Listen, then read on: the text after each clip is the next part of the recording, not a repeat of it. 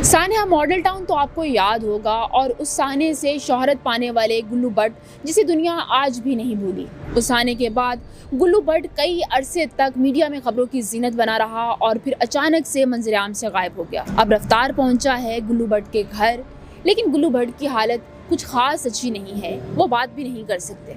गुल्लू भट्ट की हालत के बारे में उनके भाई ने जो रफ्तार को बताया है, आइए आपको दिखाते भी हैं और सुनवाते भी। डॉक्टर ने अभी ये बताया इनको, अभी 2 दफ़ा इनको जो ना ब्रेन हेमरेज का अटैक हुआ है। इनके सर में क्लाउड बन गया है, वो माइनर सी वेनें होती हैं, उसके अंदर ब्लॉकेज हो गई है। ये कुदरती तौर पे खुलेगी। मेडिसिन अभी इनकी चल रही है, ट्रीटमेंट चल रहा है, और कोई तकरीबन 2.5 से 3 महीने जो ना इन्होंने खुराक नहीं खाई, जो वीकनेस का बाइस बनी। ये नीडल लगी हुई थी, उसी से खुराक लिक्विड के थ्रू जा रही थी। अब ये अल्लाह का शुक्र है काफ़ी सर्वाइव कर गए हैं, और उनको व्हील चेयर पर बैठा भी देते हैं। खुशी और गमी अल्लाह की तरफ से आती है, दुख तकलीफ़ और आजमाइश में अल्लाह पाक ही डालता है और वही निकालता है। ये अल्लाह के काम है, और इंसान तो किसी चीज़ के लायक भी नहीं है जितना कि अल्लाह ताला उसको लायक कर देता है। ये अल्लाह की तरफ से बीमारी दुख तकलीफ़ है, तो इंशाल्लाह ये भी कट जाएगी। एक टाइम में स्टेज ऐसी आ गई थी, हॉस्पिटल वालों ने मना कर दिया था, हमें इनकार दे दिया है। खुदा शाहिद है, मैं ऑन द रिकॉर्ड कैमरे में रूबरू बात कर रहा हूँ।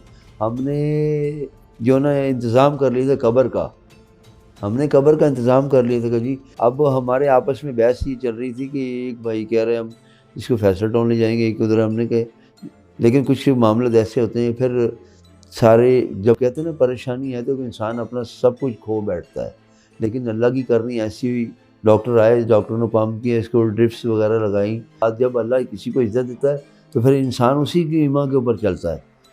तो काफ़ी इज़्ज़त मिली गुल्लू भाई को सानिया मॉडल टाउन के बाद। भूख लगी है, खाना खाना है?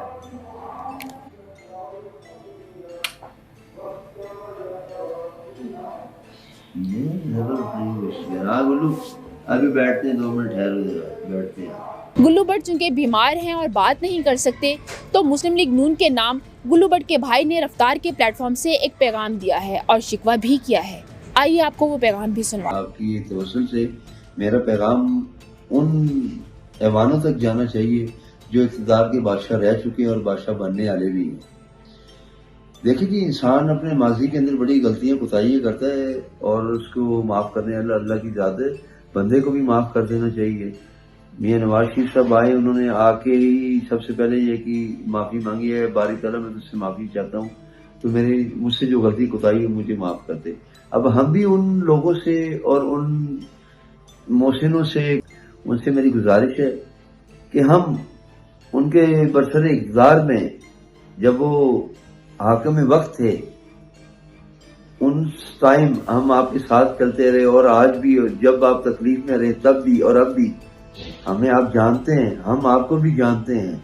लेकिन खुदारा थोड़ा रहम और शफकत, जो आपका जान सार, आपका जियाला, वो आपके सामने है, और मुंतज़र है आपकी तरफ और अल्लाह की तरफ कि आप किस नेक खलूसियत से उसको याद रखेंगे।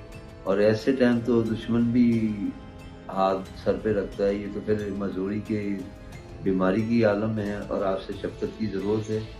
मेरी आपसे रिक्वेस्ट है कि आप इसके बारे में कुछ सोचें। कायदे मोहसिन मियां मोहम्मद नवाज शरीफ साहब, ये आपका गुल्लू भट्ट वही ख्याल है।